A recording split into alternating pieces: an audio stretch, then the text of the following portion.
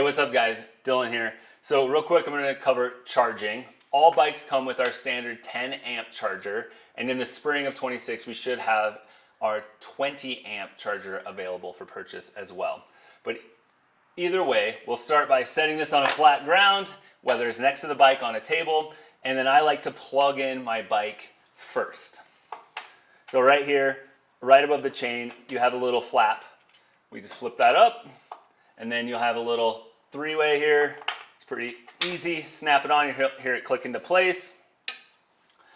Again, this is a standard 110 charger, so any home can charge it. It only really takes about 850 watts. Even a lot of vehicles have an outlet now. So yeah, plug it in. Wait a second. It's going to kind of process a little bit. And then there it goes. So you'll hear the fan going. On the back when it's charging, you'll see the red light flashing. And that's pretty much it. So I personally like to charge my bike inside whenever possible, just kind of in a temperature range that I feel comfortable. But this bike and battery tech has gotten really good over the years. But the biggest thing is just do not charge the bike under freezing temperatures, so 32 degrees or 0 degrees Celsius. You can ride the bike when it's pretty cold. A lot of these batteries can go all the way down to -10 Celsius or even further. I use my bike riding in the winter. I commute pretty much any sunny day, any day that it's not icy, so I have ridden in some very cold temps. Really, I've even ridden it down to -10 Fahrenheit and all the way upward of 100, 105 degrees Fahrenheit. So on the flip side, don't charge your bike in blaring sun. Like, it can be outside and charging 90, 100 degrees, but if you're gonna charge it, try to charge it in the shade. Don't position the battery enclosure facing south, directly in the sun, because as you know, when you get into a car that's been baking in the sun, inside this will heat up. So it might be only 90, 95 degrees outside, but if it's getting direct sun, inside this could be all the way up to 140, 150 degrees. So make sure if you're charging during summer, don't position your bike to get blasted with direct sun. Try to position your bike so that it's in the shade, or at least oriented so it's like, you know, pointing right, so the head is like pointing right at the sun and it's just not getting direct sun. That's a key thing. But riding the bike, you can really ride it any temperature range that you're gonna pretty much feel comfortable yourself. Obviously no one feels comfortable riding in -50 degree weather, even really 0 degree weather. That's getting really, really cold. But if you want to go for a short ride and you're hunting maybe, or a short commute, yeah, definitely use the bike. Okay, last thing is storage.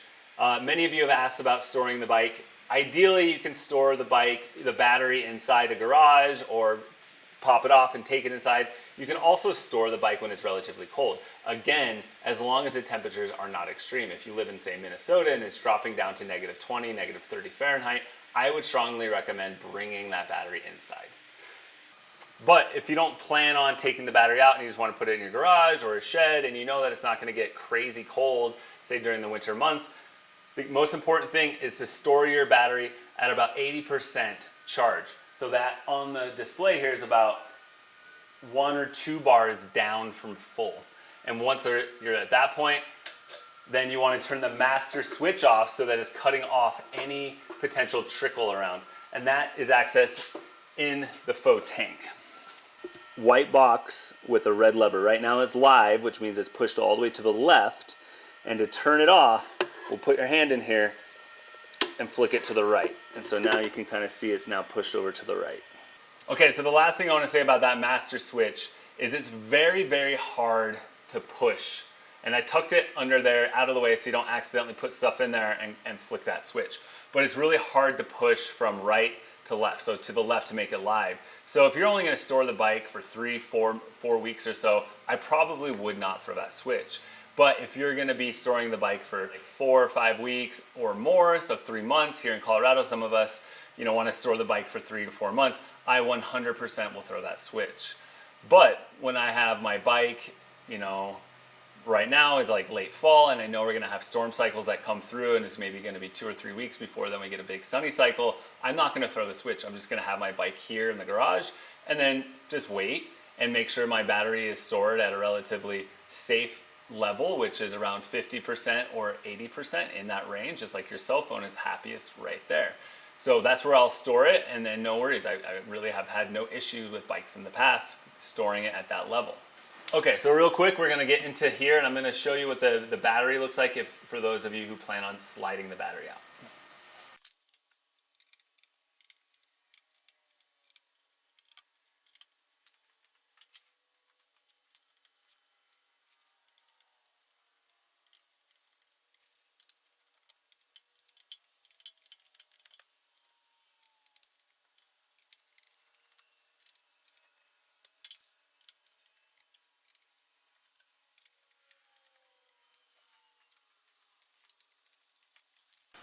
Okay, take the panel off, set it aside. All right, so this is your battery here. You unpop that, reach in, and gently slide this back.